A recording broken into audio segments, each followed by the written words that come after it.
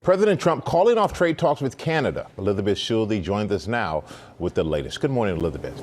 Hey, good morning, Michael. This is an abrupt move by President Trump to cut off trade talks with the second biggest trading partner of the U.S. In a post overnight, the president saying all trade negotiations with Canada are hereby terminated, adding it's because of an ad paid for by the Canadian province of Ontario that's running on TV in the U.S. In a series of posts this morning, the president lashed out again, saying that this ad is trying to influence the Supreme Court as it prepares to hear a monumental case on his tariffs next month. This ad features excerpts of a speech by President Ronald Reagan in 1987, where he defends free trade and says that tariffs cause high prices and job losses. The audio in the ad does match the official transcript of Reagan's speech, but the president is calling the ad fake.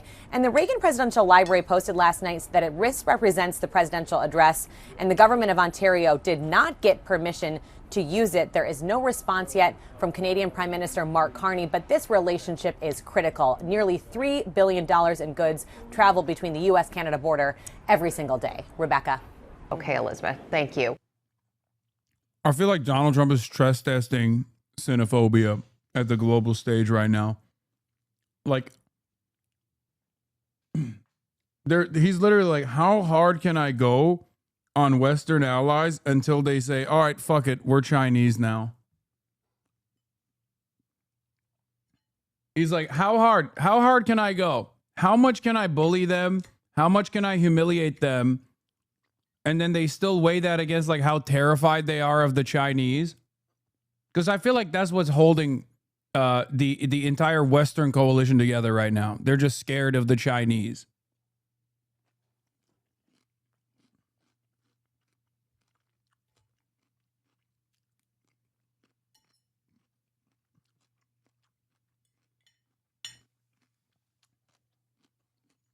Because otherwise it's just, you know, Chinese is just literally Donald Trump is the nation builder for China.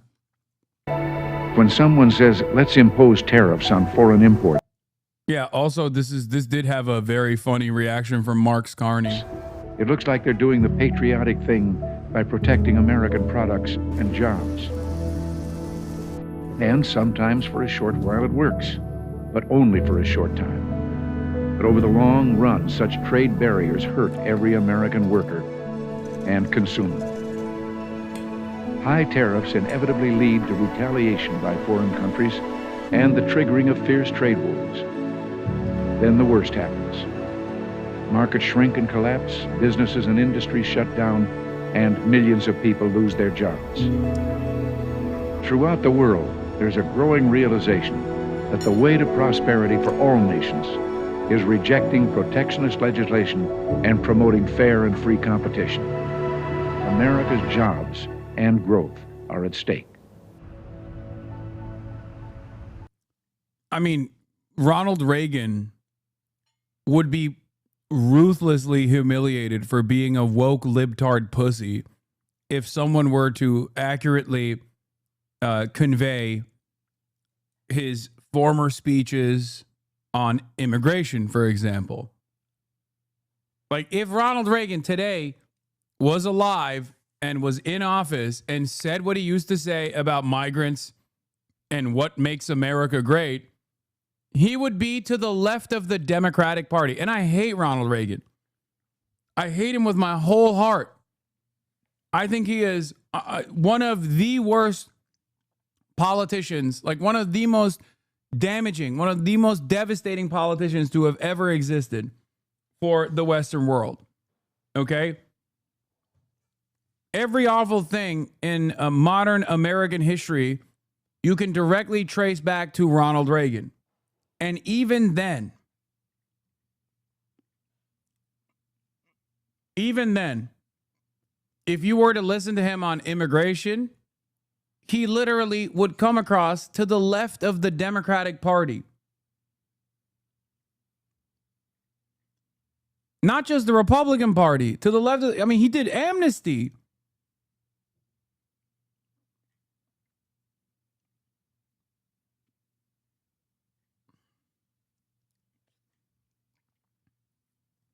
Ronald Reagan's last speech.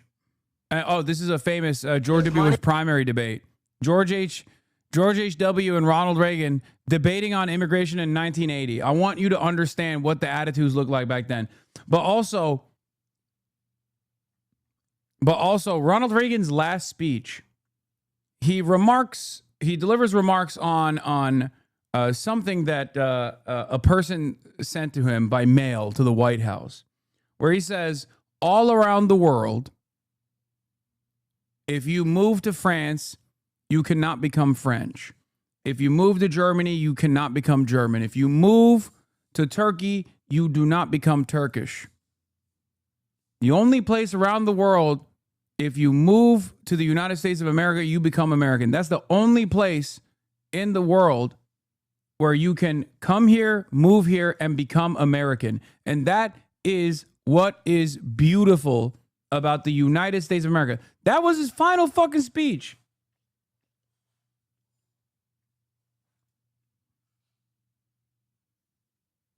Yeah, here. Since this is the last speech that I will give as president, I think it's fitting to leave one final thought, an observation about a country which I love. It was stated best in a letter I received not long ago.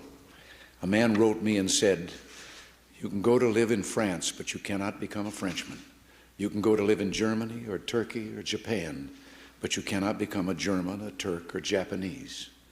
But anyone from any corner of the earth can come to live in America and become an American. Yes, the torch of Lady Liberty symbolizes our freedom and represents our heritage, the compact with our parents, our grandparents, and our ancestors. It is that lady who gives us our great and special place in the world, for it's the great life force of each generation. He's the devil, bro. How did we move to the right of the devil? How is that possible?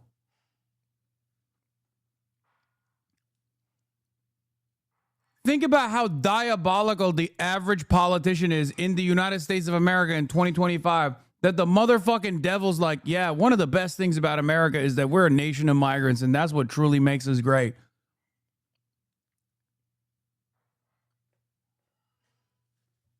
Someone just said, who's this woken gay libtard?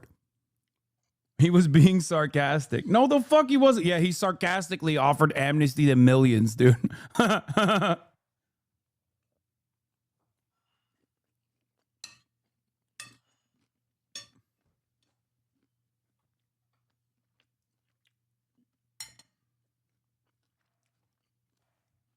Of new Americans that guarantees that America's triumph shall continue unsurpassed into the next century and beyond.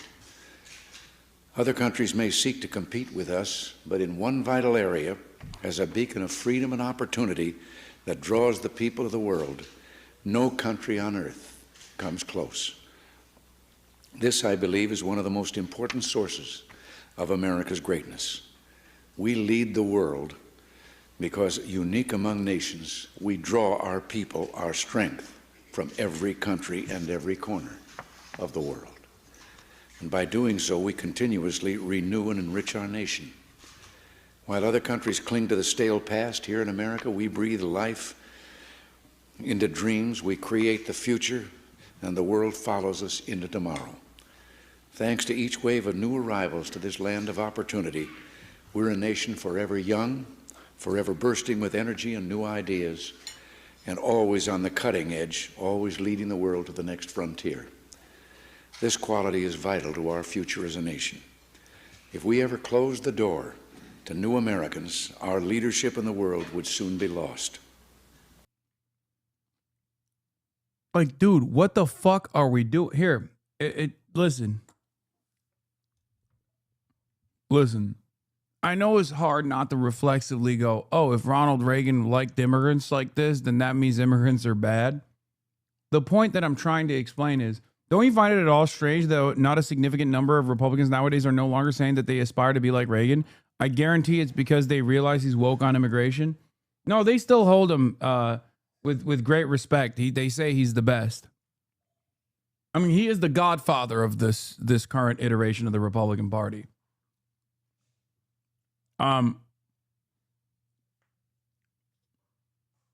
Like, he was not woke at all. He was a fucking unimaginable racist. The difference is, and also the great deregulator, the great union buster, he did it all, okay? He did it all. He is the Republican Party's FDR. What FDR did with the New Deal that brought about the great American prosperity that we're still eating off of, by the way, to this day. If you have any working infrastructure, no matter how bad it is, no matter how crumbling it is, it's literally FDR. Okay, think about how much mileage we got out of that. FDR built the underlying skeleton of American commerce. Everything. Ronald Reagan did the exact opposite. He is the great destroyer. If FDR was a great builder, then Ronald Reagan is the great destroyer. He destroyed everything, okay? And just like FDR, the Democrats ate good off of FDR's gains. The attitude surrounding American culture was like more open-minded to social democracy than any kind of like right-wing neoliberalism or anything like that until Ronald Reagan. Carter played a role in this as well, for sure. Every president did. It's always a continuation, one after the next. But like Reagan is the attitude shift. His victory, the victory he presided over, was so vast that it made the Democrats into this fully right-wing, center-right, neoliberal party as well. That's precisely the reason why you look at pre-Reagan, right? And you look at like some politicians, no matter how fucking heinous they are, like even Nixon. And there are a lot of things that Nixon did that you would consider to be fucking woke. You'd be like, what the fuck? That guy built the EPA? What are we, crazy? That's insane. What do you mean? What do you mean he did price controls? Like, what? Yeah, why do you think? It's because the democratic forces and the ideology that Democrats fought for was such a domineering force in American politics that Republicans were conceding on those issues. And the same goes for how Democrats have conceded on the unstoppable force of neoliberalism that came from the Reagan era.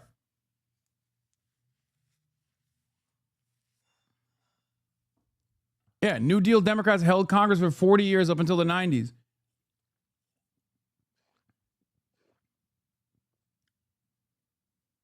You're warping the neocon viewpoint of immigration that Reagan espoused.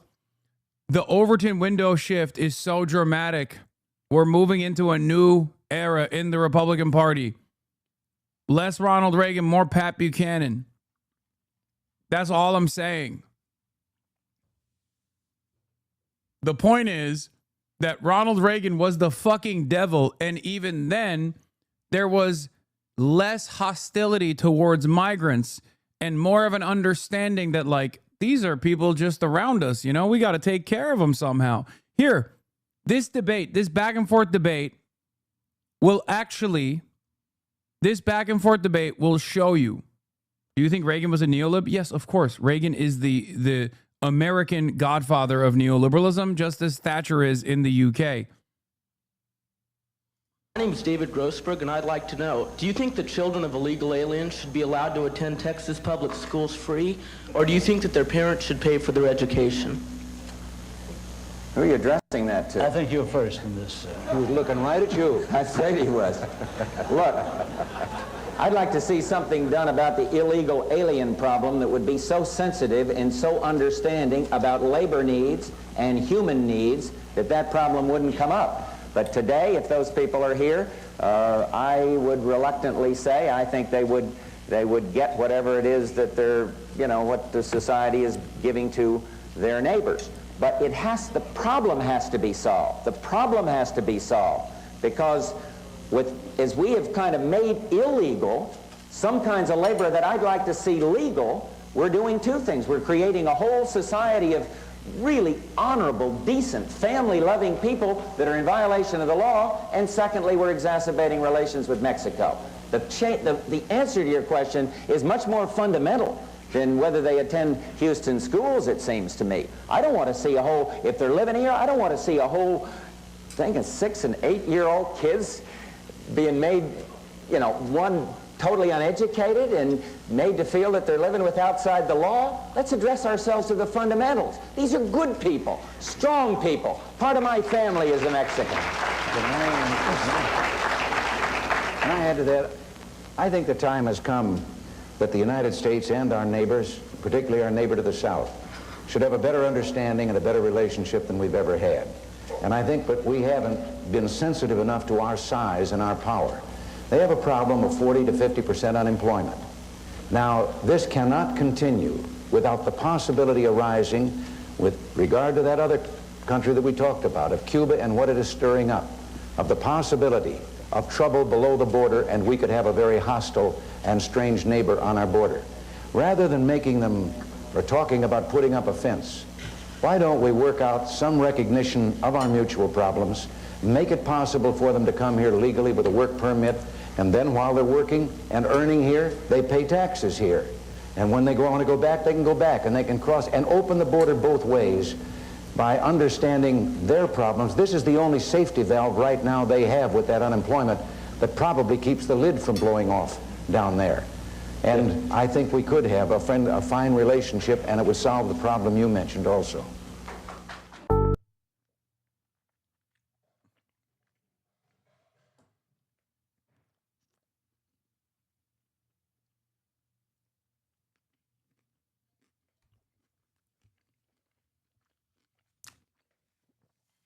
What you just watched was the Republican primary. Okay? In 1980.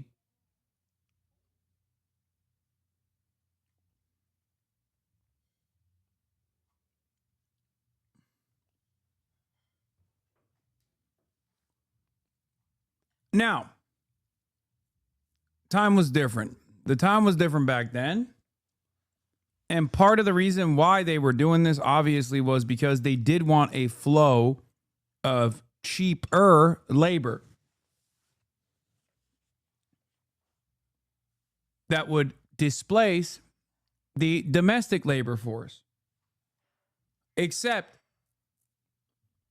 not only did we do that, but we also realized broadly that we can just keep them here without proper documentation, and therefore this will be even more beneficial for capital owners, because this way you create a two-tier labor system where you have the replaceable permanent underclass of undocumented migrants, okay, and their very existence threatens the domestic labor force if it hasn't outright displaced it, and their very existence working for pennies on the dollar without any protections whatsoever creates an environment where wages for the domestic labor force also decrease, because disposable labor of this sort makes the domestic labor force also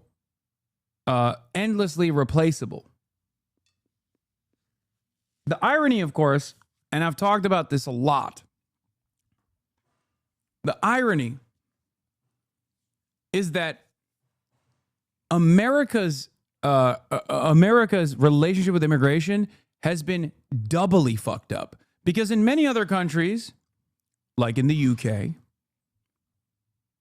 a lot of people were frustrated with the Polish migration that was taking place. They were like, oh, these Polish people are coming into our country. They're taking our jobs. Why? Because they were getting higher wages in England as opposed to Poland. More work opportunities in England as opposed to Poland in the same sectors.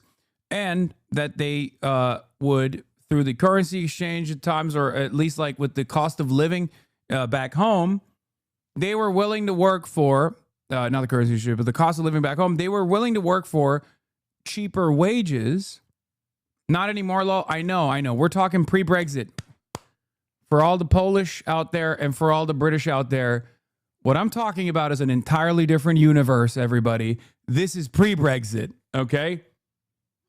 Remember, it's not the case anymore, but that used to be the fucking case. No, not Margaret Thatcher times. Leading up to Brexit, this was a fucking big problem. People were like, oh, why are the fucking Polish coming here taking my construction jobs here? What are you fucking doing? Oh, lad. Right? I mean, they hated the Muslims too, but they also hated they had smoke for the Polish too. So the reason why I'm bringing up the Polish migration, however, is because if you're a plumber in Poland at the time versus a plumber in England coming in from Poland, you could bring home more money. You can bring back more money to your family. So people would choose to migrate. Now, this is the reality of migrant labor forces all around the world. If you have a country that has a higher standard of living or higher costs associated with it, the labor force also gets paid higher. Okay? The labor force gets paid higher in comparison to back home. The difference between Mexico and Mexican wages and the difference between America and American wages is stark. This is why there is migration. Okay? Before we even talk about the instability and the other hardships that people go through. So that was one way to create an uneven system that ended up depressing wages for the domestic labor force. But in America, we do it doubly fucked up. Because Americans realized it wasn't just the difference in the currency exchange or the difference in the cost of living associated with like the back home countries where people could come and migrate and work in America for a little bit and then take the money back and send it to their families. America realized, oh my God, there's an even better way to do this. Let's just make them illegal. Let's just make sure that they do not get the proper documentation. And that has been the system in the United States of America for like the past 60 years. Okay? First tried, tested under the Bracero program during World War I and then World War II. Okay? And then completely became a normal part of commodity production in this country for like the last 60 years. It is a great injustice. And it's not just an injustice upon all of the dispossessed masses from around the world that are victims of American imperialism that are simply seeking out a better life for themselves here on U.S. soil, working for pennies on the dollar, and then being discarded as though they are meaningless, simply to present a political talking point at times, or in other instances, being deported violently because they demanded back pay, for example, right? Like, or demanded a crumb of what they deserve. Endlessly persecuted. But it's also an injustice on the existing domestic labor force as well, because their very existence on U.S. soil, working for pennies on the dollar, is used as a displacement mechanism for the existing domestic labor force. It is basically one step removed from slavery. Okay?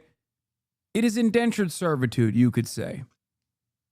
The only difference is it's not that like these are peasants who were victims of colonial occupation.